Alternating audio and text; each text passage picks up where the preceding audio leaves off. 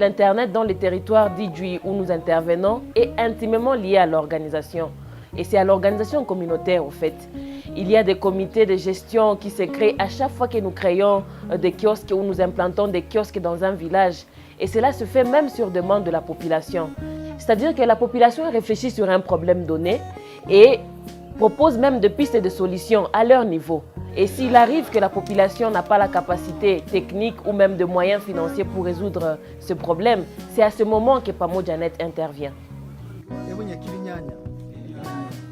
La chefferie Rubenga où se trouve cet Internet est bien organisée. C'est structuré, il y a des forums qui se font au niveau de chaque village, au niveau de chaque groupement, là où tout le monde arrive et donne son intention. Et dans tout ce qu'il pose comme question, la question d'Internet ne manque jamais puisque c'est une question qui intéresse beaucoup les gens. Et c'est là où on débat tout qui concerne cet Internet.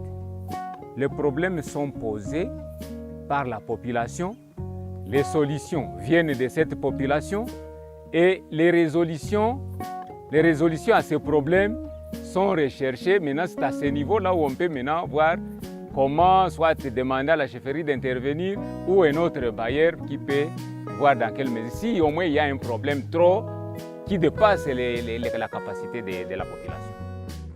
Notre contribution n'est autre que d'abord la sécurité de la kiosque. Mais aussi, nous nous réunissons souvent, au moins par semaine, nous réunissons 2 ou 3 fois, juste quand nous sommes à la recherche de certaines informations. Nous profitons pour essayer de parler de tout et de rien. Et d'ailleurs, le jour qu'on était venu installer la kiosque, il y avait une fille qui s'était portée garant de travailler bénévolement pourvu que la kiosque soit au niveau d'ici. Mais à notre niveau, dans un premier temps, la sécurité, il peut y avoir un problème qui peut surgir, à des problèmes locaux, des solutions locales. D'ailleurs, les premiers qui ont été qui ont pu exploiter cet Internet, c'était les femmes. Ça peut vous surprendre, c'était les femmes. Ces femmes ont été formées et ils manient facilement l'Internet. À mon âge, par exemple, moi, je sais aussi manier le téléphone.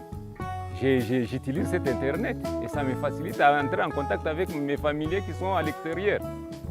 Si on ne voyait pas l'importance d'une femme dans cette activité qui est organisée ici, on ne devrait pas quand même solliciter la fille. C'est-à-dire la fille elle-même, est tellement qu'elle faisait partie déjà qui avait participé à la réunion, elle-même a été motivée de dire non, moi je vais accepter de travailler bénévolement, mais pourvu que nous ne perdions plus cette chose qui nous est venue comme une manne du ciel. C'est-à-dire notre kiosque avec les différents appareils qui sont installés au niveau de la kiosque. Quand il s'agit d'organiser les réunions avec les garçons, on invite aussi les filles ici à Idjoui, comme moi ici. Chaque fois, je participe des réunions. Et de cela, quand il s'agit de prendre les décisions, on compte aussi sur les avis des filles dans des réunions.